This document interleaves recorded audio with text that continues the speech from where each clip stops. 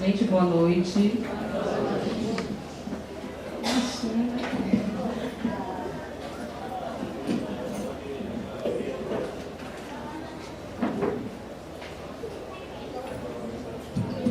Vamos dar início à nossa vigília de hoje, agradecendo a todos pela noite de hoje.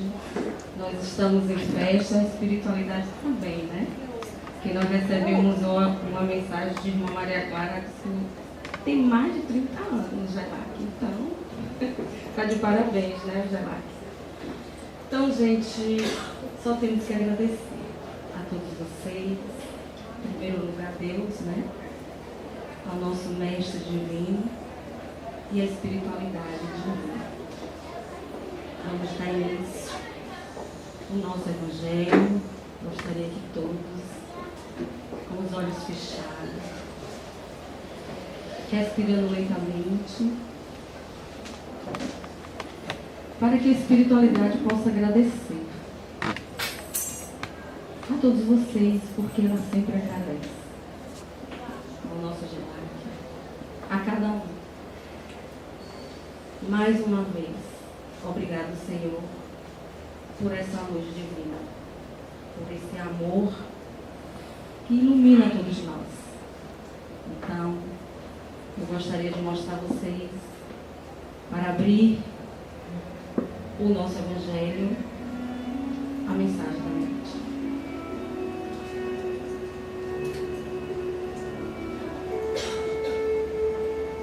Mutação radiante. Na carruagem dourada, tudo surgiste e convidaste à tua mesa. Rasgando as sombras da noite, vieste iluminar minha vida, aquecendo o inverno na minha solidão. Para ti, preparei a casa, banhei os pés e perfumei os cômodos. Tu chegaste e nada foi igual. A noite tornou-se amena e as estrelas, como sóis radiosos, aceleraram a vida. E os dias tornaram-se não apenas suceder, vazio da horas intermináveis,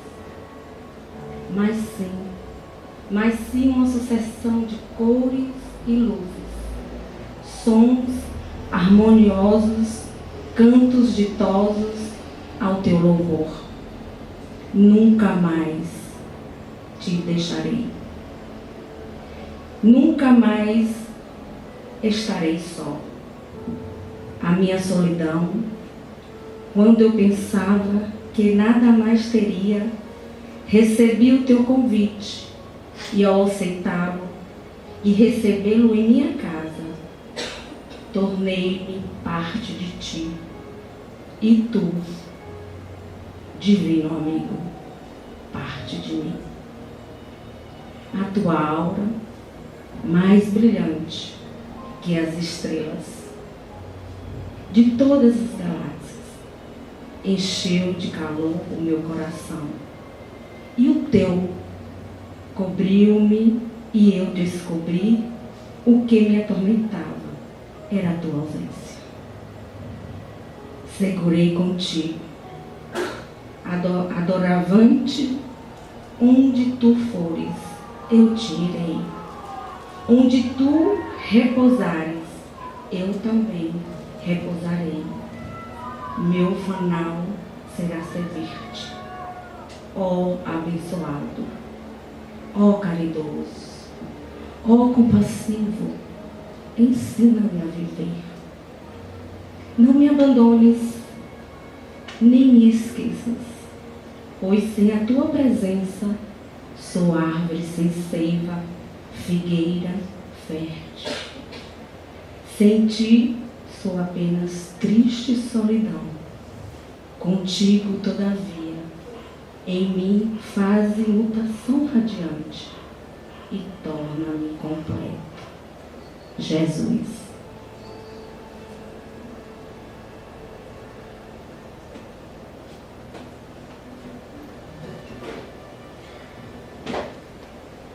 E nesse instante em que o Mestre nos alimenta pelo pão,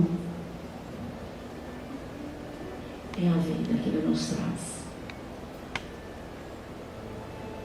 É o Divino Mestre que nos abençoa. É a Tua presença que irradia o nosso ambiente. É o Mestre Jesus. Abençoando o GELAC, abençoando a todos nós.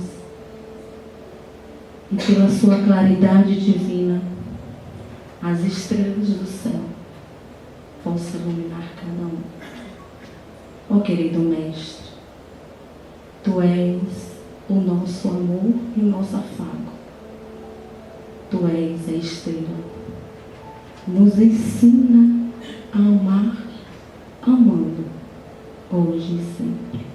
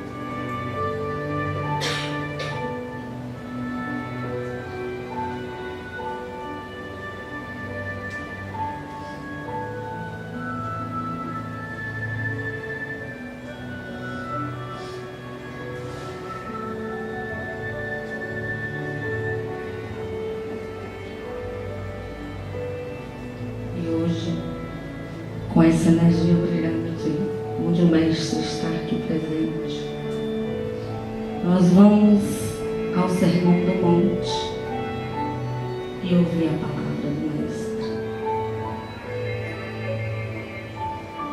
Vamos fazer uma linda viagem, e que essa viagem nós temos a presença do nosso querido companheiro Fábio Roque. Agradecemos mais uma vez a oportunidade. Ele faz parte desse cantinho. Ele transmite a paz também. Ele nos dá também essa luz. É o GELAC que te adora. E brilhe a tua luz nessa imensidão. Fábio Roque.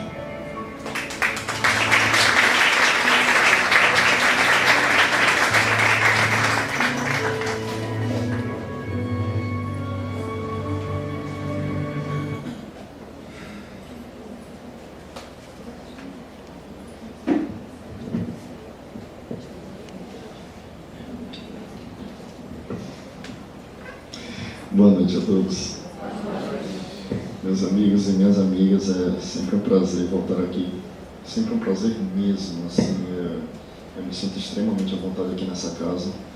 E eu vou publicizar aqui algo que eu já disse para algumas pessoas da casa, já falei com o Mon, já falei com o Lourdes, mas a minha pretensão no semestre que vem, ficar aqui como, enfim, frequentador permanente aqui da casa. E enfim, eu já pedi licença, já pedi autorização para me imiscuir aqui nos grupos de estudos de vocês e acompanhar os estudos com vocês, porque realmente, por uma série de razões, mas sobretudo a escolha pelo GELAC se dá sobretudo porque realmente é uma casa na qual eu me sinto muito bem acolhido, e eu sempre digo que a energia que aqui emana assim, enfim, me toca especialmente. E, sobretudo, no dia de hoje, em que se comemora o aniversário, então, meus parabéns para todos, frequentadores, trabalhadores, aqueles que estão desde o início, aqueles que aderiram mais recentemente, aqueles que enfrentaram todas as dificuldades, as agruras da caminhada. Não é fácil manter esse trabalho por tanto tempo, um trabalho com tanta qualidade. A qualidade de divulgação do Evangelho revelado à luz da doutrina espírita, um trabalho, portanto, de esclarecimento de consciências, de consolação, de acalentar corações. e realmente é um trabalho absolutamente admirável. Estão todos de parabéns, e quando eu parabenizo, eu estou parabenizando trabalhadores, frequentadores, encarnados e desencarnados, evidentemente. Bom, quando o Lon estava lendo aqui a mensagem, eu gostei muito quando ela disse agora no final: vamos fazer uma viagem. É o que eu proponho realmente. Vamos brevemente tentar mentalizar um pouco do ambiente em que Jesus veio trazer para nós o Sermão do Monte. A gente vai falar um pouquinho sobre o Sermão da Montanha. É claro que o sermão é muito grande e é tão rico de conteúdo que evidentemente eu não tenho aqui a pretensão de exauri-lo. Aliás, isso seria impossível. Nós estamos tentando compreendê-lo há 2000 anos e talvez a gente tenha conseguido compreender uma parte infinitesimal.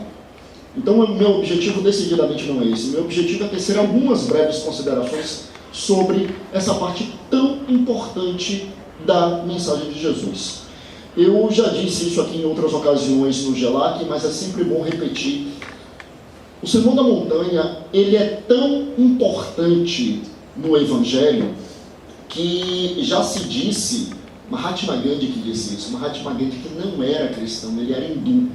E ele disse que se todos os livros religiosos da humanidade se perdessem e restasse apenas uma cópia do Sermão da Montanha, nada se teria perdido. Só uma cópia do Sermão da Montanha e nada se teria perdido. Nada se teria perdido. Eu gosto muito de uma frase que é muito repetida no meio espírita, que nos diz que o Sermão da Montanha é o coração do Evangelho. O Evangelho seria o coração da Bíblia e o Sermão da Montanha é o coração do Evangelho. Se nós fizermos uma síntese daquilo que Jesus veio fazer, veio pregar e veio exemplificar, fiquemos com o Sermão da Montanha. Se você quer apresentar a alguém um pouco do cristianismo, basta aconselhar a leitura do Sermão da Montanha. Basta isso. É isso, é esse coração do Evangelho que a gente está tentando compreender há mais de 2000 anos. Digo há mais de 2000 anos porque, evidentemente, se a gente for parar para pensar que antes mesmo da vinda do Cristo, ele, governando espiritualmente o planeta, mandou alguns emissários, alguns missionários. Então, aquilo que Jesus veio trazer como Evangelho já começava a ser trazido de forma embrionária por tantos outros missionários. Mas é muito interessante quando a gente para ver a mensagem que Jesus nos traz, e a magnificência da sabedoria de Jesus era tamanha, que ele disse naquela época coisas que agora a gente está conseguindo dimensionar. E Jesus disse naquela época coisas que agora, no século XXI, a ciência está começando a comprovar. E eu fico imaginando a quantidade de tantas outras coisas que a gente só vai conseguir compreender daqui a muito tempo. Exemplo, Jesus disse para nós, meu Pai trabalhou e continua a trabalhar. Hoje a ciência tem demonstrado que a quantidade de energia no universo é tão grande que o universo que nós conhecemos, ele é um conhecimento muito limitado. E esse universo está em constante expansão. O que significa dizer que Deus continua a criar. Jesus disse isso, meu Pai continua a trabalhar. Agora a ciência está comprovando aquilo que ele havia dito lá. Jesus disse, se tiverdes a fé do tamanho de um grão de mostarda, poderá dizer para a montanha, mova-se daqui para ali, e ela irá. Aí agora, no século XXI, nós temos a ciência começando a estudar e demonstrar que a fé realmente produz aquilo que outrora nós chamávamos de milagres. Isso existem vários estudos, a gente pode pesquisar facilmente no Google, no YouTube, inúmeros estudos realizados no campo da ciência que demonstram a recuperação de pessoas por conta da fé. E muitas vezes quando não havia recuperação, mas pelo menos havia uma situação de bem-estar muito maior do que aqueles que estavam em uma situação muito parecida. Então Jesus disse isso e enfim. Jesus disse para nós em determinado momento, pedis e obtereis. Buscai e achareis, batei e abri-se-vos-á. E agora a física quântica está procurando nos comprovar. Primeiro que a física quântica puxou o tapete dos materialistas, né? Porque aqueles que defendiam materialismo apegando-se à ciência, e veio a física quântica e diz, a matéria, da forma como nós acreditávamos que existia, ela não existe. A ciência desmaterializou a matéria, então puxou o tapete dos materialistas, provando que aquilo que a gente acreditava ser matéria, na verdade é energia também. Então a matéria da física newtoniana, a matéria dos corpos grandes, a matéria sólida, na verdade é uma mera ilusão. É tudo energia. E a física quântica vem procurando demonstrar que a força do pensamento, algo que Buda inclusive já havia dito antes de Jesus, e Jesus vem reforçar com tanta veemência. E a física quântica hoje tem dito que a força do pensamento produz um campo vibracional que tem o poder de atrair para nós aquilo que nós mentalizamos e desejamos com veemência. A física vem demonstrando isso, quer dizer, a ciência. Então, tantas e tantas outras coisas que Jesus disse naquela época. Jesus disse, há muitas moradas na casa do Pai. E isso pode ser compreendido pelas mais variadas formas. A gente pode compreender essas muitas moradas tanto como várias esferas do mundo espiritual e do mundo material, mas a gente pode compreender também como a pluralidade dos mundos habitáveis. Jesus disse isso há 2000 anos, quando a gente não tinha ideia do que eram planetas. A gente não tinha ideia do que eram outros mundos.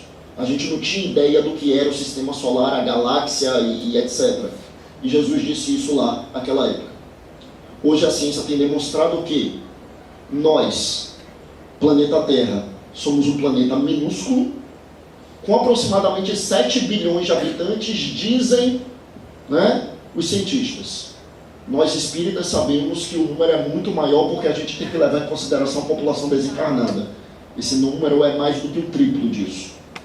Então nós temos bilhões de pessoas aqui neste planeta, que é um planeta minúsculo. É uma das massas planetárias que giram em torno do Sol, que é, por sua vez, uma estrela também minúscula. Assim como o Sol, como esta única estrela, a ciência vem dizendo, só na nossa galáxia existem outras 100 bilhões de estrelas. Bilhões de estrelas. Aí você imagina que em derredor de cada uma dessas estrelas podem girar outras tantas massas planetárias, e você consegue imaginar quantos planetas nós temos, quantos bilhões e bilhões de planetas nós temos só na nossa galáxia. Só que tem mais. A nossa galáxia é uma entre outras 200 bilhões de galáxias. Conseguiu dimensionar? Isso é a ciência que tem dito. Aí Jesus disse, há muitas moradas na casa do Pai. E a ciência diz mais, que essas mais de 200 bilhões de galáxias formariam um universo, mas que a energia condensada é tão grande que a ciência ainda não conseguiu dimensionar, e que a ciência hoje já vem falando que não existe talvez um universo, mas talvez um multiverso, porque talvez existam tantos universos como este que nós conseguimos dimensionar. Então a ciência vem comprovando aquilo que ele já havia dito na magnificência da sua sapiência há muito tempo. Há muito tempo. Pois bem, quando Allan Kardec escreve o Evangelho segundo o Espiritismo, 1863 para 1864, começa a trabalhar em 1863, publica em 1864. Aí o prefácio do Evangelho segundo o Espiritismo é uma mensagem do Espírito de Verdade. Assim, só para eu saber, tem alguém que está vindo aqui pela primeira vez? Sejam todos bem-vindos, porque assim, eu vou procurar então, evidentemente, falar algo que evidentemente também seja palatável para aqueles que estão caminhando na doutrina espírita e para aqueles que estão começando. Eu sei que também quem veio pela primeira vez talvez já seja frequentador de outros tantos centros. Mas enfim, no Evangelho segundo o Espiritismo, o prefácio é uma mensagem do Espírito de Verdade. Aí quando você vira a página, o primeiro parágrafo, a primeira coisa que Kardec fala, Kardec escreve assim: a vida do Cristo pode ser dividida em 5 grandes partes. Os atos comuns da sua vida, os milagres, as profecias, as palavras que deram origem aos dogmas da igreja e o ensino moral. Aí Kardec continua dizendo assim: se as 4 primeiras partes geram tanta controvérsia, em relação à 5ª parte, aí ele utiliza a expressão que eu adoro, ele diz assim: até a incredulidade se curva. Até os incrédulos se curvam. Isso é interessante, porque se a gente for analisar a história, historiadores do século XIX chegaram a questionar se teria existido a figura histórica Jesus. Eles chegaram a dizer que Jesus era um mito, era uma lenda criada por alguns grupos ali dentro do povo hebreu. Eles chegaram a dizer isso. E esse entendimento ganhou força na época, no século XIX. Hoje não, hoje os historiadores unanimemente afirmam que o Cristo histórico, a figura realmente existiu. Mas por que no século XIX a sua existência foi questionada? Porque era o século do apogeu do pensamento materialista. E a figura de Jesus é tão admirável que é muito difícil para um materialista compreender a existência de Jesus. É muito difícil para alguém que não acredita em nada além da matéria, ou aquilo que ele acredita ser a matéria, né, que não acredita no mundo espiritual, que não acredita em Deus, que não acredita em nada que não seja aquela matéria tangível, palpável, visível. É muito difícil você compreender a grandeza de Jesus. Jesus ele está muito além da compreensão humana. E por isso chegaram a questionar a própria existência, eu repito, de Jesus. Mas vamos lá. Aí Kardec diz então, as 4 primeiras partes são muito controversas, né? Primeira parte, atos comuns da vida do Cristo. É ou não é controverso? Você quer ver uma coisa? O que é que Jesus fez dos 12 aos 30 anos? O Evangelho não diz. Ele aparece lá aos 12 anos, lembra? Ele, Maria e José foram até Jerusalém, com um monte de gente lá da Galileia, porque era época festiva, eles foram ao templo. Na volta, Maria e José se perderam. Cadê Jesus? Cadê Jesus? Maria achando que ele estava com José, José achando que estava com Maria. Quando eles se deram conta, Jesus tinha sumido. Eles voltaram para Jerusalém. Um garoto de 12 anos está na porta do templo pregando para os sacerdotes, falando sobre o príncipe da paz, né? Ele mesmo.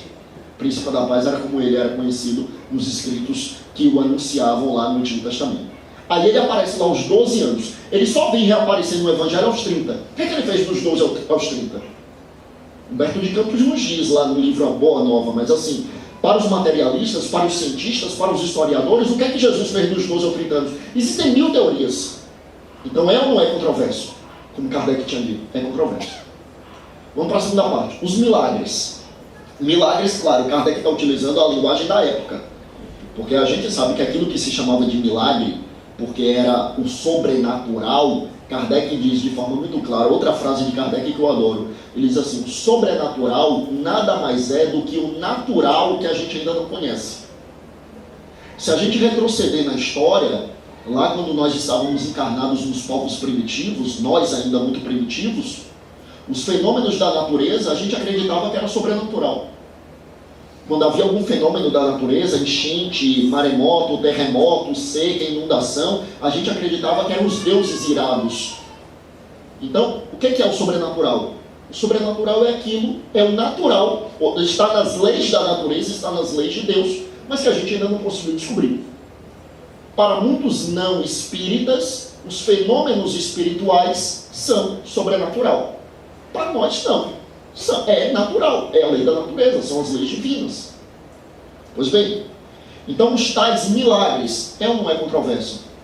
Vai dizer para o materialista que Jesus realmente tinha o poder de curar as pessoas, ou que em determinado momento ele andou sobre as águas e que ele ressuscitou. Aliás, até entre os espíritas é controverso. Você pergunta assim, Jesus andou sobre as águas, ninguém contesta, mas assim, ele andou em corpo físico, foi corpo fluídico, ali era uma parábola, aquilo mesmo. Enfim, existem, né? É ou não é controverso? É. A gente vai para a terceira parte, as profecias de Jesus. É ou não é controverso? Sermão profético, está lá no Evangelho de Marcos. Aí Jesus está fazendo a profecia, então Jesus diz assim, virão falsos cristos e falsos profetas. Ouvirão falar em guerras e rumores de guerras. Levantar-se-á pai contra filho, irmão contra irmão, nação contra nação. Ouvirão falar que é o fim, né? Mas ainda não terá chegado o fim. Um dia o meu evangelho estará espalhado por todo o mundo e aí sabereis que é o fim. Tá, me explica isso. É ou não é controverso?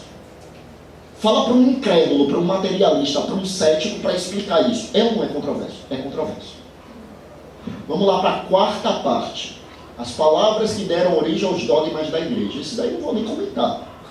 Né? O tanto que se fala que houve alteração dos escritos bíblicos e evangélicos lá na construção da igreja, lá no primeiro concílio, no século IV. Então, veja como Kardec foi sagaz. Atos da vida comum do Cristo, muito controverso. Os milagres, extremamente controverso. As profecias, extremamente controverso. As palavras que deram origem aos dogmas da igreja, extremamente controverso. Mas a quinta parte, o ensino moral do Cristo. Aí Kardec diz, em relação a esse, até a incredulidade se curva. Até a incredulidade se curva. É sobre esse ensino moral que a gente vai falar. E é sobre esse ensino moral que trata, evidentemente, o Evangelho segundo o Espiritismo. Mas antes da gente chegar no Sermão da Montanha propriamente dito, vou fazer algumas considerações, que são algumas considerações já feitas por Haroldo Dutra Dias, por Divaldo Franco em suas palestras, mas algumas considerações que me parecem bem pertinentes. Né? Pega o Evangelho segundo o Espiritismo. O que é o Evangelho segundo o Espiritismo? Kardec pega trechos do Evangelho, e aí ele vai discorrer sobre aquele trecho, e depois ele coloca mensagens do mundo espiritual, da espiritualidade superior, sobre aquele trecho do Evangelho. Né? Procurando fazer o quê? Procurando fazer aquilo que está escrito lá nas questões 626 e 627 do Livro dos Espíritos. Lembra? A famosíssima 625, Kardec pergunta aos espíritos superiores quem é o maior guia e modelo que Deus ofertou para a humanidade. E os espíritos respondem, me ajuda. Jesus, né? Vede Jesus, vide Jesus, observai Jesus, a depender da tradução que você tem. Aí na questão 626, Kardec pergunta assim, além de Jesus, existem outros que sirvam de guia e modelo? E aí, né, os espíritos respondem sim, antes e depois do Cristo. Há outros que servem de guia e modelo. Jesus é o maior deles, mas existem outros tantos. Né? E na questão 627, que Kardec pergunta assim, mas se Jesus já veio, já trouxe o Evangelho, né? Então por que a doutrina dos Espíritos tem a acrescentar? Essa questão 627 eu acho fantástica. Os Espíritos respondem então, a fala do Cristo muitas vezes era simbólica por parábolas e alegorias. Pois a verdade é como a luz.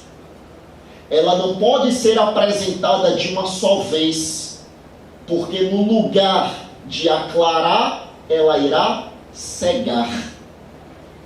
Imagina a pessoa está num ambiente completamente escuro, você joga a luz direto, não vai iluminar, ela vai cegar. Então a verdade é como a luz, ela vem sendo apresentada aos poucos.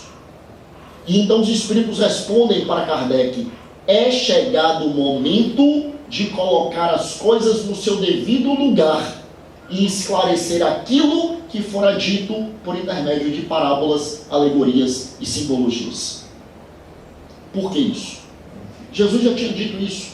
Né? Jesus tinha dito lá, Evangelho de João Evangelista, e quando ele anuncia o Consolador prometido, então ele diz que, né, ele falava por parábolas, nós sabemos disso, por alegorias, por figuras de linguagem.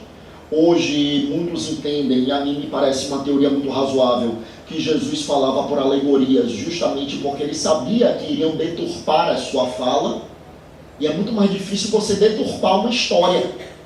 Então ele falava por alegorias, ele contava uma historinha que trazia ali subjacente uma mensagem. E é muito mais difícil você deturpar uma história, um conto, né, uma parábola, uma alegoria. E aí Jesus vem e diz lá no Evangelho de João, né, há coisas que ainda não podem ser ditas. Há coisas que ainda não podem ser ditas. Então Jesus sabia que tinha coisas que não adiantava dizer, porque a gente não ia conseguir compreender. Não porque a gente não tivesse maturidade intelectual, mas porque a gente não tinha maturidade espiritual. É como Jesus, seria como nós tentarmos explicar para uma criança de 3 anos algum tema que nós sabemos que ela ainda não tem condições de compreender. Não porque a criança tem algum déficit cognitivo, mas porque a criança ainda não tem a maturidade cognitiva. Pode ser um espírito evoluidíssimo, inteligentíssimo, brilhante, de grande envergadura moral, mas o seu aparelho biológico ainda não está desenvolvido. As suas células neuronais ainda precisam se desenvolver para captar toda essa sapiência que é do ser espiritual. Então Jesus sabia que não adiantava falar determinadas coisas que a gente não conseguiria compreender. Então ele vai falando por parábolas, porque a sua mensagem é atemporal e universal. E se a gente parar para pensar, é a mesma mensagem que a gente lia há séculos. Só que hoje a gente já tem uma outra compreensão dessa mensagem. Se você pega um espírito evoluído, encarnado e vai ler, ele vai ter uma compreensão ainda maior. Maior do que a minha e maior do que a maioria, né? Se tiver um ou outro anjo na plateia, um ou outro espírito de escola, mas assim, para a maioria de nós, eu gosto muito de uma fala de Emmanuel, imagina, Emmanuel. Já viram aquela obra da Federação Espírita Brasileira, o Evangelho de acordo com Emmanuel, o Evangelho de Mateus de acordo com Emmanuel? Pois é, Emmanuel, esse grande estudioso do Evangelho, há séculos, no decorrer de encarnações e encarnações, estudando o Evangelho e vivenciando o Evangelho. E Emmanuel disse em determinado momento que no mundo espiritual, nas esferas resplandecentes, ele assistia a cursos sobre o Evangelho. Ele não ministrava os cursos, ele assistia, ele era aluno. Emmanuel. E perguntaram a Emmanuel como é que ele se sentia nestes cursos. E ele responde: um dinossauro. Estamos falando de Emmanuel. O que significa dizer que a gente não pode ter a ilusão de que já temos uma compreensão completa do Evangelho. É querer reduzir a magnificência do conhecimento do Cristo ao nosso conhecimento. Mas se é verdade que a gente ainda não tem uma compreensão tão ampla, a gente já tem uma compreensão muito mais dilatada do que aquela que a gente tinha há séculos. Convenhamos. Em encarnações pretéritas, muitos de nós estávamos encarnados e falando que estávamos defendendo o Evangelho, a gente estava fazendo as cruzadas, a gente estava fazendo a Inquisição, a gente participou da noite de São Bartolomeu, matando pessoas porque defendiam uma outra religião. Então convenhamos, se a gente participou de tudo isso, então convenhamos que hoje a gente já tem uma compreensão muito melhor do Evangelho. E é razoável acreditarmos que daqui a alguns séculos nós teremos uma compreensão ainda mais ampla, ainda mais dilatada. Kardec, quando ele começa o Evangelho segundo o Espiritismo, ele traz algumas orientações para nós. Estas orientações para nós, elas se apresentam nos primeiros capítulos. Aí você abre lá os primeiros capítulos do Evangelho segundo o Espiritismo.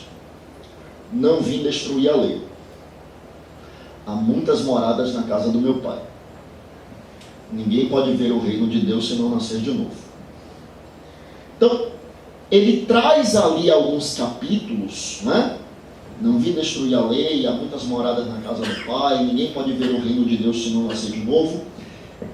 Não é à toa que Kardec começa assim. Por que Kardec começa trazendo essas informações e só depois, os próximos capítulos, é que ele traz as bem-aventuranças?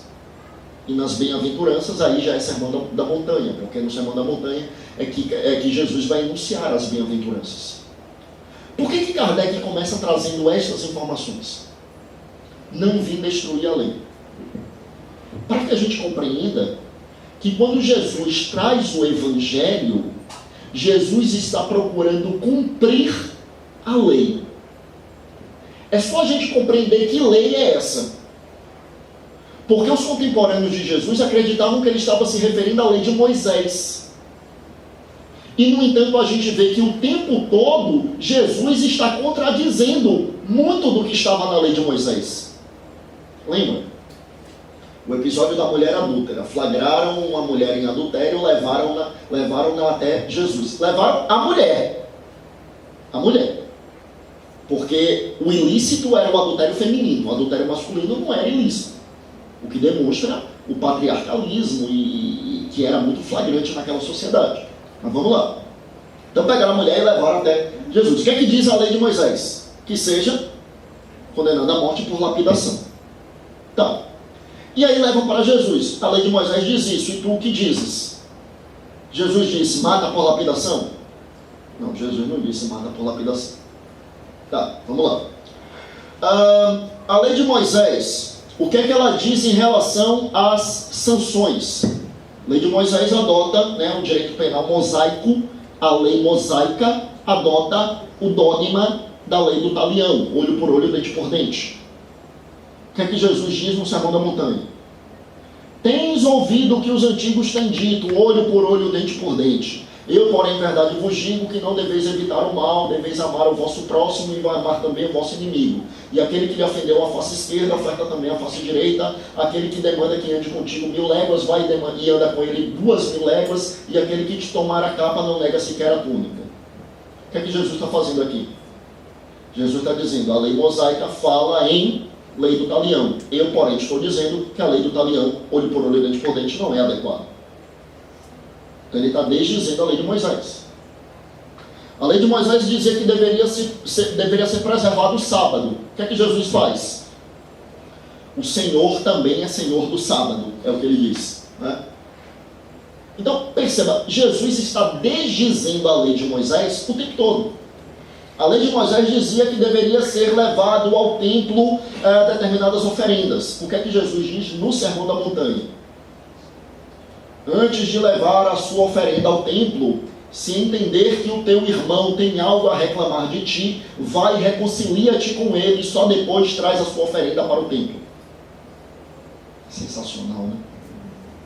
E ele está desdizendo a lei de Moisés o tempo todo. Então, quando Jesus diz assim, não vim violar a lei, eu vim dar-lhe cumprimento. Eu não vim descumprir a lei, eu não vim destruir a lei, eu vim dar-lhe cumprimento. A que lei Jesus está se referindo?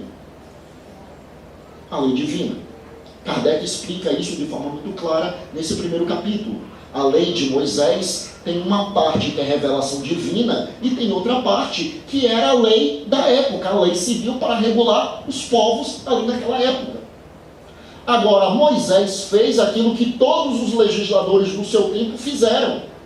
Para dar legitimidade à sua fala, ele recorria à divindade. Ele recorria a Yahvé.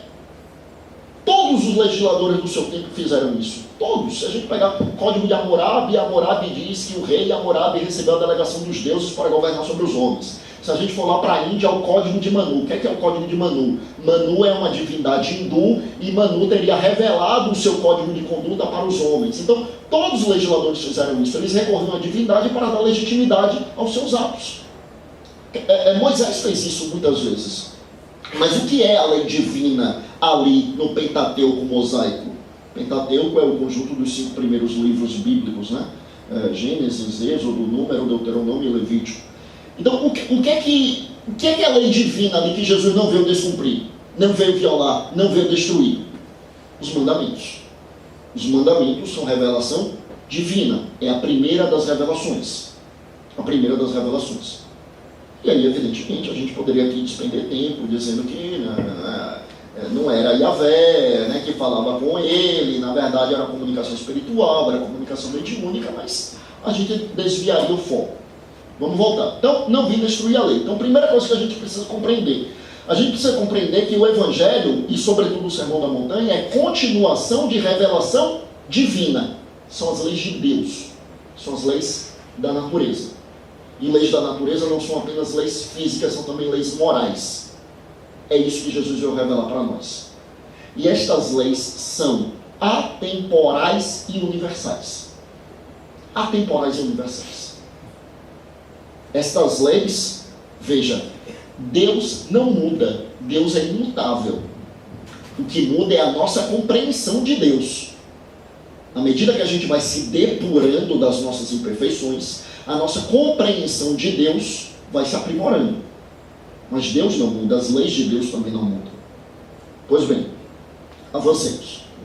Segundo ponto que é muito importante a gente lembrar. Primeiro, não vim destruir a lei, o Evangelho é a continuidade da revelação divina. O Evangelho é, então, a afirmação das leis de Deus, das leis da natureza. Segundo ponto que eu dizia que é muito importante então a gente compreender. Há muitas moradas na casa do Pai. Há muitas moradas na casa do Pai. E com isso Jesus enuncia para nós que existem inúmeros mundos habitáveis e existem inúmeros graus de evolução destes mundos e dessas pessoas. Há muitas moradas na casa do Pai. E Jesus procurou dizer isso em alguns momentos, só que para se fazer compreender, Jesus precisava utilizar uma linguagem que a gente conseguisse compreender. Então ele trabalhava com a linguagem que se conhecia na época. Ele falava em céu, ele falava em inferno, aí ele falava no inferno onde há choro e ranger de dentes, né? Aí ele falava da impiedade que haveria nesse inferno. Ele não contestava aquela ideia do inferno como um lugar em que as pessoas queimam, ardem, as labaredas. Por que Jesus falava isso? Se hoje a gente tem uma compreensão completamente diferente. Mas por que Jesus falava isso? É aquilo que a gente falava no começo. É como você falar para crianças. Para falar com uma criança, você precisa se fazer compreender de acordo com o mundo lúdico da criança. E nós, como estávamos na infância espiritual, o que a gente acreditava? A gente acreditava que sofrimento é sofrimento físico. Hoje a gente sabe que o sofrimento físico é um sofrimento atroz, mas a gente sabe também do sofrimento moral, psíquico, o sofrimento de outra natureza, né? Quantas e quantos não têm dito que a depressão é o mal do século? É um grande sofrimento, e não é sofrimento físico. Até produz dores físicas, mas a raiz não está no sofrimento físico. Mas naquela época, qual era a compreensão que a gente tinha? Que sofrimento é sofrimento físico. Como é que Jesus vai fazer a pessoa compreender que aquele que anda de uma forma inadequada, no mundo espiritual, vai sofrer? Jesus ia dizer o quê? Você vai ter crises de consciência, essa crise de consciência vai ser para você um tormento. Você vai estar em uma região umbralina, preso em seus maus pensamentos, em suas más vibrações. Não tinha como a gente compreender. Então o que é que ele fazia? Ele recorria à compreensão que a gente tinha. E se a gente compreendia que sofrimento é sofrimento físico, você já imaginou ser queimado vivo?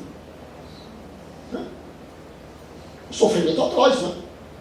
Agora você imaginou você sentir a dor desse ser queimado vivo pela eternidade? Aí é complicado. Se bem que essa ideia de pela eternidade já é uma construção nossa, da religião, que nós fizemos lá na Idade Média, né? Porque Jesus não diz isso, né? Muito pelo contrário. Aí vem ele, próximo capítulo. Ninguém conseguirá ver o reino de Deus se não nascer de novo. E é claro que esse não nascer de novo não é necessariamente a reencarnação, não é apenas a reencarnação. Nós podemos nascer de novo na mesma encarnação. E os exemplos estão aí a mancheias, né? Paulo de Tarso, Maria de Magdala, Santo Agostinho, todos eles espíritos encarnados que, né, enveredaram por um caminho que depois reconheceram ser o caminho equivocado e conseguiram se redimir naquela mesma encarnação, sem dúvida. Só que a misericórdia divina é tão grande que ele não permite que nós venhamos a padecer eternamente como a gente quis acreditar na Idade Média. Acho interessante isso, né? Porque se a gente for parar para pensar, assim, os criminosos mais bárbaros que você conseguir imaginar aqui encarnados, se eles cometerem um crime, no Brasil, para eles não tem prisão perpétua. Não tem prisão perpétua. Para eles existem alguns abrandamentos da sua punição a depender do seu bom comportamento. Aí eu vos pergunto o seguinte: se nós, tão imperfeitos, tão cruéis que ainda somos capazes de estruturar um sistema de punição em que seja permitido uma série de abrandamentos, aí você fica imaginando, e Deus vai ter um sistema punitivo em que há uma condenação eterna e você vai padecer eternamente? Convenhamos, não faz o menor sentido. Somos nós que queremos atribuir a Deus más inclinações que são nossas. Aquilo que eu dizia, o Deus não muda, mas a nossa percepção de Deus vai mudando à medida que a gente vai evoluindo. A gente acreditar em um sistema de punição, Deus como um grande juiz que está condenando, punindo, aplicando pena. Isso é tudo quimera e deturpação que nós viemos realizando no decorrer da Idade Média, né? Sobretudo no decorrer da Idade Média. Pois bem, então a gente consegue compreender muita coisa que está no Sermão da Montanha quando a gente consegue compreender o princípio reencarnacionista. Princípio reencarnacionista que estava na base do cristianismo primitivo. E Jesus fala de reencarnação mais de uma vez. Os episódios são muito conhecidos, além desse episódio, né? Ninguém consegue ver o reino de Deus se não nascer de novo. Tem aquele episódio também da transfiguração, em que ele diz para os apóstolos, né, que João Batista já veio, Elias já retornou e ninguém o reconheceu, e os apóstolos sabiam que era João Batista como reencarnação de Elias. Então Jesus falou em reencarnação mais de uma vez. Mais de uma vez. Os cristãos primitivos eram reencarnacionistas. A reencarnação foi abolida quando a igreja começou a criar os dogmas, lá no primeiro concílio, no século IV. Né? E se a gente não conseguir compreender, né? Eu chego no 4º capítulo do Evangelho segundo o Espiritismo. Meu reino não é desse mundo. Se a gente não conseguir compreender esses 4 pilares, fica muito difícil compreender o Sermão da Montanha. Meu reino não é desse mundo, é o capítulo 4. Nós sabemos, nós conhecemos, né, o episódio. Jesus é levado à presença de Pôncio Pilatos, e Pôncio Pilatos pergunta para ele, né, o Pôncio Pilatos diz: os judeus dizem que você está se arvorando a rei deles. Porque o sinédrio, que era o órgão, a cúpula lá dos judeus, né, a cúpula lá dos hebreus da época, o sinédrio não podia impor-lhe pena de morte. Só quem podia aplicar a pena capital eram os romanos. Né? Então o que é que eles dizem?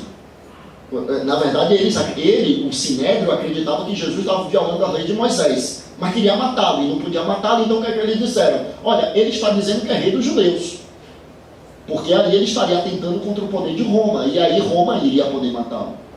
Então o sinédrio, né, o sinédrio, assim, só para a gente compreender, né, nessa viagem que a gente está fazendo lá para o período histórico, sinédrio era o equivalente ao que a gente tem hoje como Supremo Tribunal Federal.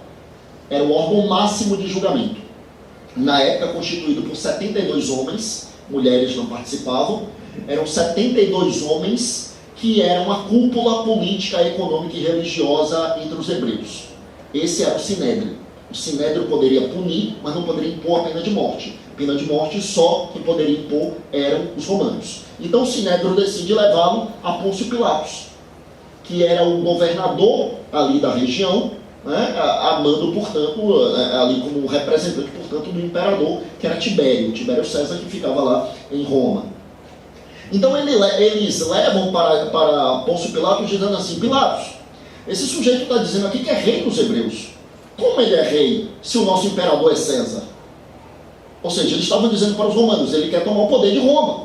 E aí é motivo, aí é crime político, é crime de lesa majestade, e isso era motivo para Roma aplicar a pena de morte. Só que Pôncio Pilatos vai tirar satisfação, e Pôncio Pilatos então pergunta para Jesus: estão dizendo que você é o rei dos judeus, tu és rei? E Jesus emudece, Jesus não responde. E aí Pilatos insiste: tu és rei? E Jesus responde para ele: tu o dizes. E Pilatos agora irritado, gritando, esbravejando, pergunta: tu és rei? E Jesus responde para ele: meu reino não é deste mundo. Se meu reino fosse deste mundo, os meus ministros viriam com sua cavalaria para me resgatar, mas o meu reino não é deste mundo. E isso é sensacional. Isso é sensacional. Leon Denis disse no século XIX que Jesus era o governador espiritual da Terra. Governador espiritual, assim, se a gente parar para pensar, isso não é uma construção de Leon Denis no século XIX. Muito antes de Jesus encarnar, os profetas que foram enviados pelo mundo espiritual para anunciar a sua chegada já diziam isso. Só que não chamava de governador, chamava de quê? Príncipe das paz, Rei dos reis, Senhor dos senhores, o leão conquistador da tribo de Judá, né? Então assim, viam-no como um grande rei, só que não conseguiram compreender que a sua majestade não era deste mundo, e acreditavam que era um rei com castelos e com cavalarias e conquistador, fazendo guerras para fazer com que o povo hebreu dominasse os outros povos. E a proposta dele era totalmente diferente. Porque o seu reino não era deste mundo, ainda não era deste mundo, diz ele. Até porque o grande propósito dele era implantar o reino de Deus no coração dos homens, né? Está lá no livro A Boa Nova também, Humberto de Campos. Então, é muito importante para a gente compreender o Sermão da Montanha, compreender em primeiro lugar que Jesus está falando de algo que vai além do mundo material.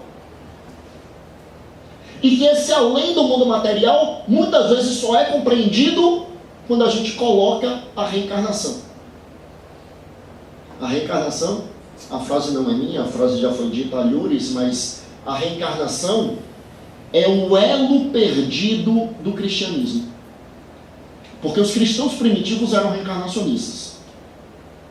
Lá no primeiro concílio da igreja, acabaram com a reencarnação, criaram um dogma de unicidade das existências, mas sem a chave da reencarnação, muito do que está ali no Sermão da Montanha não faz sentido. Então Jesus começa o Sermão da Montanha dizendo assim: bem-aventurados aflitos, pois serão consolados. Quando a gente vê o mundo material, o que a gente vê? Muitas vezes a gente vê as pessoas passando por aflição a vida inteira e desencarnam e não tem consolo nenhum naquela vida.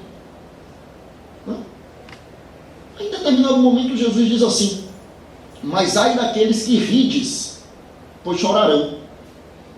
Bem-aventurados aqueles que choram, pois sorrirão.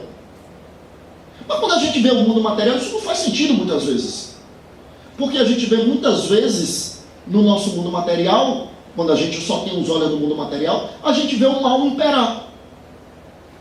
Então a gente vê pessoas praticando crime, a gente vê pessoas corrompendo, a gente vê pessoas se locupletando às custas da exploração alheia, muitas vezes com beneplácito de leis que são lenientes. Não estou falando contextualizando o nosso momento histórico, estou procurando traçar um retrospecto daquilo que já existiu, sobretudo antes do século XVIII, quando nem igualdade perante a lei existia.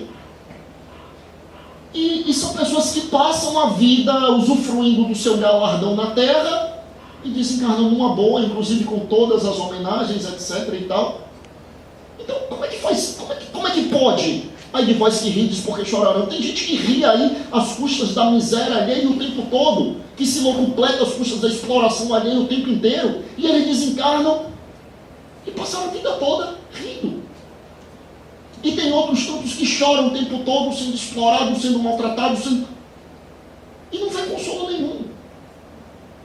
É porque, e aí é que vem, se a gente não conseguir compreender, meu reino não é desse mundo, e não conseguir compreender que ninguém consegue ver o reino de Deus sem nascer de novo, ou seja, se a gente não tiver a dimensão do mundo espiritual e da reencarnação, a gente não consegue entender. Agora, quando a gente compreende que a vida continua para além da morte do corpo físico, aí as coisas começam a fazer sentido. Quando a gente compreende que na lei do universo ninguém fica impune, aí as coisas começam a fazer sentido. Quando a gente compreende que absolutamente tudo que a gente planta, a gente colhe, tudo, de bom e de ruim, tudo a gente colhe. Aí as coisas começam a fazer sentido. Aí quando a gente descobre que aqueles que riram encarnados desencarnam em situação deplorável, aí aquilo que Jesus disse começa a fazer sentido. Aí tem lá no Evangelho segundo o Espiritismo, né, uma mensagem que vem de um espírito que se denomina uma rainha de França. E convenhamos, ter sido rainha é uma aprovação muito grande. Muito grande. Eu acho interessante algumas pessoas quando começam a conhecer a doutrina espírita e assim, dá uma curiosidade de saber quem é que você foi na encarnação pretérita, né? Assim, tem de gente que quando começa e assim, e quando não é espírita então, aí assim, não é espírita, aí sabe que você é espírita, aí ele vem com algumas perguntas assim que para nós espíritas não faz o menor sentido, né? Aí assim, né, pô, você é espírita? Poxa, o que eu fui na encarnação passada? Eu falo, eu não sei o que você é nessa, quanto mais na passada. Então você não tem a menor ideia, sabe? Não faz o menor sentido. E assim, e aí eu vejo, tem gente que é assim, não, pô, sério que eu fui assim, um príncipe, um rei, uma princesa, uma rainha. Amigo, tomara que você não tenha sido. Tomara que você não tenha sido. Porque não é fácil. Lidar com riqueza, lidar com poder, não é fácil. E quando a gente fala nos reis, rainhas do pretérito, nós estamos falando em poder absoluto. Os limites da matéria, é claro. Um poder que não tem limites. Lidar com isso é muito complicado. Pode ter certeza que é comprometimento espiritual para não sei quantas encarnações. Aí a rainha de França diz, aqui na Terra ela era rainha. Quando ela desencarnou, ela diz, acreditava que encontraria lá aqueles que aqui na Terra a serviam. E qual não foi a minha surpresa, diz ela, ao perceber que aqueles que na Terra estavam muito abaixo de mim, aqui deste lado, são muito superiores a mim. E aí quando o véu da matéria cai, aí a gente consegue compreender a fala de Jesus. Porque se a gente só tem os olhos da matéria, não faz sentido. Se a gente não compreender que a fala de Jesus é para o ser espiritual, não faz sentido. Jesus está falando para nós, e nós somos seres espirituais. Acho interessante que até hoje às vezes a gente escorrega e cai no equívoco de dizer, a minha alma, o meu espírito. Eu não tenho uma alma, eu não tenho espírito, eu sou a alma, eu sou o espírito encarnado. Eu tenho um corpo, é diferente. A minha alma não, a alma sou eu. O que eu tenho é corpo. Nós somos seres materiais com uma experiência espiritual. É o contrário. Nós somos seres espirituais momentaneamente em uma experiência material. E se a gente não consegue dimensionar isso, a gente não consegue compreender o Sermão da Montanha. O Sermão da Montanha não faz sentido se a gente não tiver essa dimensão. Quando a gente começa a compreender que Jesus está falando para o ser espiritual, quando a gente começa a compreender a chave da encarnação e que a gente vai cair e levantar algumas eu diria muitas vezes, até conseguir compreender o Evangelho, compreender e sobretudo vivenciar o Evangelho em sua grandiosidade, aí as coisas começam a fazer sentido. Mas o que é mais importante disso tudo? Né? Assim, as bem-aventuranças são belíssimas, né? Bem-aventurados aqueles que choram, pois serão consolados. Bem-aventurados os mansos, pois herdarão a terra. Bem-aventurados os pacificadores, pois serão chamados filhos de Deus. Bem-aventurados os pobres em espírito, pois eles herdarão a terra. Bem-aventurados sois vós quando vos injuriarem mentindo e vos perseguirem por amor ao meu nome. Imagina, né? Ele já disse, né? Ele já disse que não ia ser fácil. Jesus prometeu uma série de benesses e de facilidades e vai ser tudo tranquilo. Não. Bem-aventurados sois vós quando vos injuriarem e mentindo, perseguirem-no por amor ao meu nome. Imagina. Né? Ele já disse que te prepara, né? que não vai ser fácil. E não está sendo, né? Se tivesse, a gente não estava aqui até hoje. Encarnado, 2000 anos depois de não sei quantas encarnações. Mas o que é muito mais importante do que tudo isso, né? Aliás, essa frase que está aí nas camisas, né? Vós sois a luz, né? Vós sois a luz do mundo, vós sois o sal da terra. Isso está também no Sermão da Montanha, né? Sois a luz do mundo e não se pode deixar a luz embaixo do alqueire. O que significa dizer que é necessário que a nossa luz brilhe. A nossa luz foi feita para brilhar. E não podemos submeter a luz ao alqueire. Não podemos, portanto, tapar essa luz. Né? Tudo isso é muito bonito. Tudo isso o Sermão da Montanha realmente é a síntese de todo o pensamento de Jesus. Mas, se nós podemos sintetizar a maior importância de tudo que Jesus disse, eu vou recorrer à ajuda de Alcione. Alcione é aquela personagem do livro Renúncia. Renúncia, para quem não conhece, para quem não leu, enfim, Renúncia é uma obra de Chico Xavier, né? É uma obra de Emmanuel, psicografada por Chico Xavier, que fala de algumas pessoas que tiveram uma experiência ali entre Espanha, França e Estados Unidos, porque quem conhece a história sabe que circunda nesses 3 países, né? Começa na Espanha, tem alguns episódios na França, uma parte da família da Van Port vai para os Estados Unidos da América. Então ali no século XVII, entre Espanha, França e Estados Unidos, desenvolve-se essa história no livro Renúncia. E Alcione é um espírito evoluidíssimo que encarna, a pedido dela, como missionária. Ela encarna para ajudar naquela encarnação algumas pessoas, principalmente um espírito chamado Pollux. E Alcione encarna, e Alcione então era uma garota de 17 anos, que não teve instrução formal, de uma família muito pobre, então não conseguiu frequentar a escola durante muito tempo, até porque, mesmo quem tinha instrução formal, as mulheres na época eram subjugadas e não conseguiam frequentar a escola durante muito tempo. Mas Alcione era uma pessoa de uma inteligência fora do comum e com uma compreensão e vivência do Evangelho que era totalmente fora da curva. Era um espírito de luz, né? Claro que olhando com os olhos da matéria, talvez a gente tivesse uma dificuldade de compreender de onde vinha tamanha iluminação. Mas é porque a gente compreende que era o espírito de luz, que teve tantas e tantas encarnações para aprender e evoluir, como nós também estamos tendo e ainda teremos outras tantas. E Alcione, ela está lá na casa do seu pai. Eu ia fazer um comentário aqui, mas aí eu vou contar o enredo e aí vai perder a graça, né? Nada de spoiler, né? Ela está na casa de seu pai e o pai e a madrasta vão fazer o evangelho. Eles eram protestantes, ela era católica, né? Nem existia a doutrina espírita ainda na época, a gente está falando do século XVII. E eles vão fazer o evangelho. A família da Van Port, né? O pai dela, a madrasta, se reunia para fazer o evangelho. E como é que eles faziam o evangelho? Eles se reuniam, abriam a Bíblia, aí liam um trecho imenso da Bíblia, faziam uma prece e fechavam a Bíblia. Aí quando eles começaram, e Alcione fazia o evangelho em sua casa com sua mãe, a Madalena, né, assim, todos os dias, junto com um padre que era, a gente vem a saber depois, o padre Damiano, que é uma das encarnações de Emmanuel. E quando eles começaram a ler o evangelho, ela não estava entendendo nada, ela não compreendia o que é que estava acontecendo ali. E ela, não, mas não é assim. Não é assim que a gente faz lá em casa. E como é que vocês fazem? A gente lê um pequeno trecho e a gente comenta.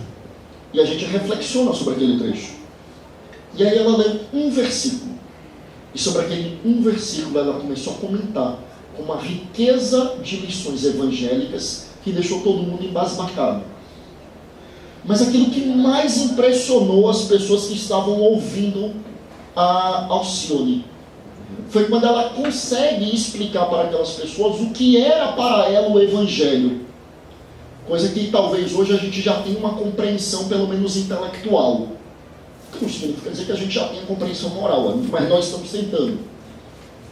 E quando Alcione então diz para eles o seguinte: o Evangelho é um código de condutas. E isso para eles espantou, porque eles nunca tinham visto o Evangelho desta forma.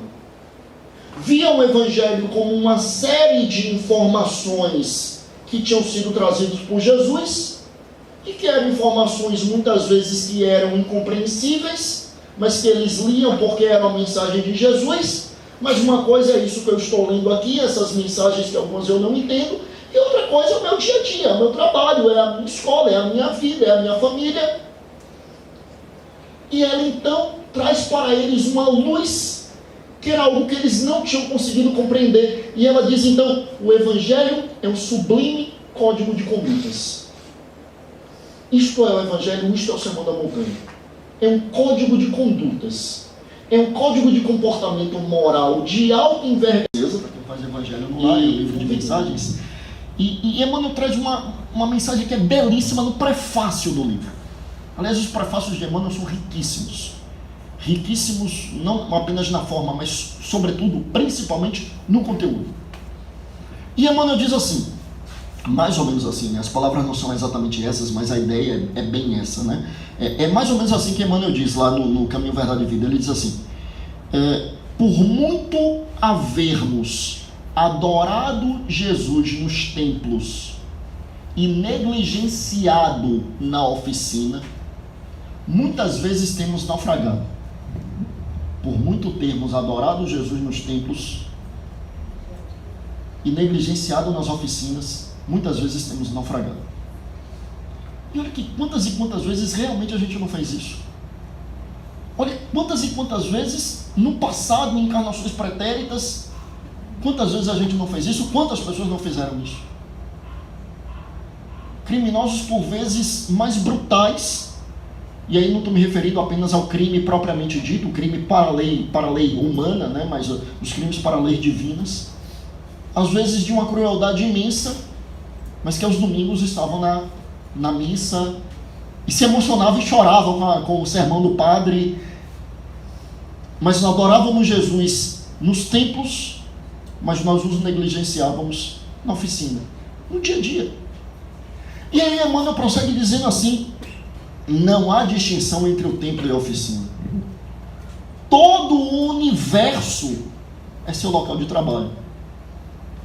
Deixando claro para nós, o Sermão da Montanha, claro que tem passagens belíssimas, algumas que a gente vai conseguir compreender de uma forma mais dilatada quando evoluirmos um pouco mais, mas sobretudo o mais importante é encararmos o Evangelho como um padrão de conduta a ser seguido, um código de condutas a ser observado, sempre tendo a consciência de que, evidentemente, a gente ainda vai precisar de algumas encarnações para conseguir vivenciá-lo na sua maior pureza. Mas a tentativa diuturna de melhoria um pouquinho, a tentativa diuturna de lembrarmos aquilo que Jesus dizia, que nós nos equivocamos por palavras, por atos e por pensamentos. E quando a gente consegue controlar a nossa língua ao falar mal, quando a gente consegue controlar os nossos pensamentos ao não desejar o mal, quando a gente consegue controlar um pouco as nossas atitudes a não agredir, seja verbalmente, moralmente ou fisicamente, etc e tal, e reconhecer que por vezes nós vamos escorregar, vamos cair, mas temos que ter a temperança de levantarmos e prosseguir na jornada. Mas sobretudo, o mais importante decididamente é isso: encararmos o Sermão da Montanha, o Evangelho como um todo, mas sobretudo o Sermão da Montanha, que é o coração do Evangelho, decididamente como um código de condutas, como um código de comportamento. Eu estou vendo que já estão ajeitando tudo aí, eu já vou caminhar para encerrar. Não, mas é porque já está na hora mesmo, daqui a pouco está todo mundo me colocando para fora, porque às vezes eu me empolgo, porque às vezes eu me empolgo e aí começo a falar e falo, e aí, enfim. Mas sobretudo, meus amigos, se vivenciarmos a lógica do Sermão da Montanha e desconsiderarmos eventuais discussões totalmente infrutíferas, assim, por exemplo, né, o Evangelho de Mateus, ao falar do Sermão da Montanha, lá no capítulo 5, ele diz que Jesus subiu ao monte. O Evangelho de Lucas diz que ele desceu do monte. Aí ele subiu e ele desceu. E sobre isso tem tanta discussão. Há quem diga, por exemplo, que Mateus fala que ele subiu porque Mateus era hebreu. Então Mateus quer fazer uma analogia ali com Moisés, que subiu a montanha para receber a revelação divina. Então por isso que ele fala em subiu. Aí outros dizem que na verdade Mateus é que sabe, porque Mateus é que estava lá porque ele era apóstolo. Lucas não não conheceu Jesus. Quando Lucas se tornou cristão, Jesus já tinha sido crucificado. Aí outros dizem que não, que na verdade Lucas é que sabe, porque o Evangelho de Lucas foi escrito a partir das conversas com Maria de Nazaré. Então Mateus tinha se afastado e Lucas é que sabe. Outros dizem que depende do ponto de vista, porque o local era, de um lado dava a impressão que ele estava subindo, de outro dava a impressão que ele estava descendo. Aí há quem diga o seguinte, é porque na verdade ele estava ao pé de uma montanha, ele subiu, aí depois ele desceu para ficar no meio termo para todo mundo conseguir ouvi-lo. Mas assim, o que importa? Sabe, ele subiu, ele desceu, e daí?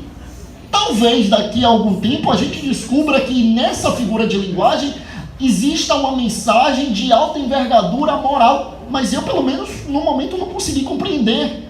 Né? Dentro daquela perspectiva que a gente dizia, tem coisas que a gente vai conseguir compreender daqui a algum tempo, mas assim, por que ficar perdendo tempo com essa discussão que é tão infrutífera, pelo menos no atual momento que a gente está?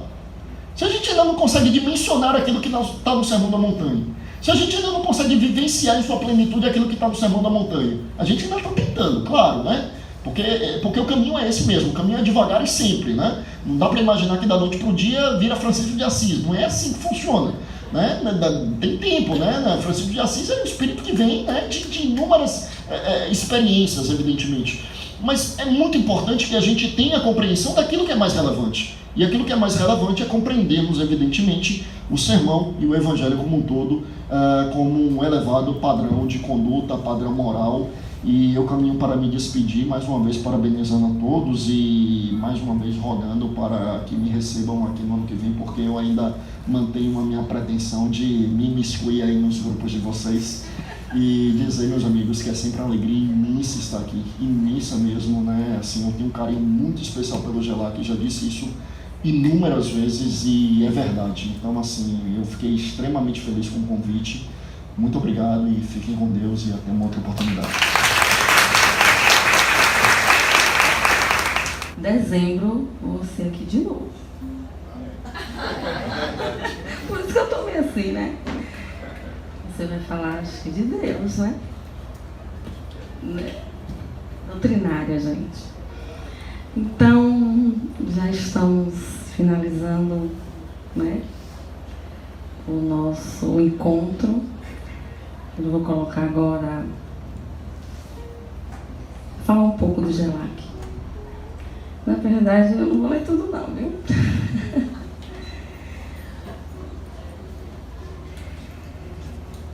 Vamos... Tem gente aqui que começou cedinho também. Foi uma das fundadoras do GELAC, mãezinha, né? Expedito foi um dos primeiros. Começou em 1997. Em casa, fazendo o Evangelho. Começamos com o Evangelho. Peraí, viu? Começamos com o Evangelho. Expedito e sua esposa. E depois foi crescendo o grupo, né? Aí veio Paulinho e outros que não estão aqui, estão morando fora de Salvador. Mas mesmo assim, a casa cresceu, não tinha mais espaço em casa, o apartamento era pequeno, só tinha... Começou a 30, 40, não tinha espaço. Então, uma certa noite, a irmã Maria Clara veio e disse: vai chegar a hora de vocês procurar um cantinho para abrir as portas. Mais ainda, né? A primeira casa do GELAC foi na casa de Expedito. Ele cedeu um espaço para a gente e começamos ao estudo do Evangelho.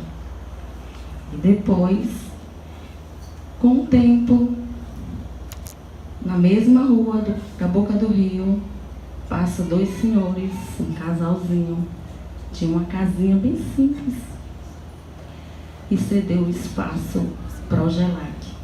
Aí que começou mais a jornada. Passamos 18 anos nesse cantinho. Dona Maria e seu Antônio, duas pessoas simples e maravilhosas, desencarnaram. Tinha que entregar a casa, porque na verdade não pertencia mais ao GELAC. Na mesma rua conseguimos outra casa. Passamos 7 anos. E aí foi. A casa era de uma senhora evangélica, amava o GELAC. Né? Você vê, né? Amava o GELAC, era bom demais. E foi crescendo o GELAC, foi crescendo. A senhora pediu a casa. E aí a irmã Maria Clara veio e disse: vão retornar para a casa da irmã Lon.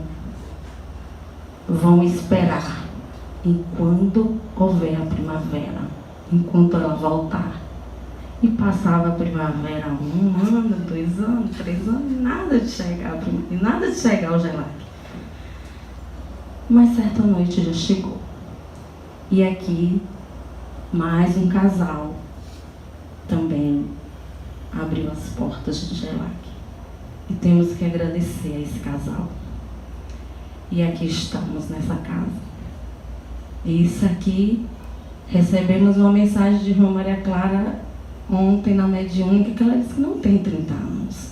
Na verdade, já é formada o GELAC já no mundo espiritual há muito tempo. Né? Certa vez eu tive um sonho que lá eu estava fazendo um evangelho.